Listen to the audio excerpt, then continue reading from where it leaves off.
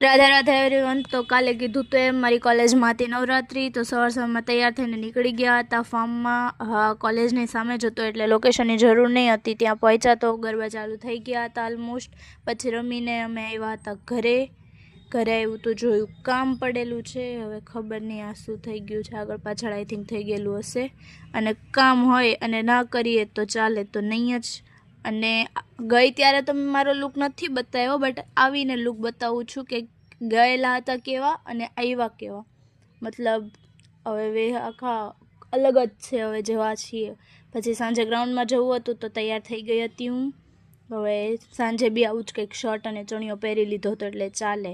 પછી અમે ઘરેથી નીકળી ગયા હતા જવા માટે ગ્રાઉન્ડ। અડાજણ સાઈડ હતું આઈ થિંક, હવે ખબર નહીં મતલબ કયું હતું એ।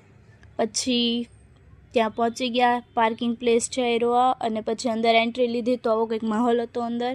અને પછી ત્યાંથી રમીને અમે બીજી સાઈડ હોલ હતો ને એ સાઈડ હતા ગયેલા હતા રમવા માટે। અને બેક ટુ સોસાયટીમાં જેવી મજા આવે ને રમવાની એવી મજા આવે જ નહીં કઈ બી જગ્યાએ। અને આ ટ્રેન્ડ નેપાળનો કંઈક ટ્રેન્ડ છે હોળીવાળો છે, કંઈક નાવ ચલાવતો એ નાનો છોકરો ગાઈડ કરે છે એ ટાઈપના ટ્રેન્ડમાં બધાએ દોઢિયા રમેલા છે। મેં નથી રમેલા કેમ કે મને નહોતું આવડતું એટલે નાઇટ થઈ ગયું હતું। Bye bye.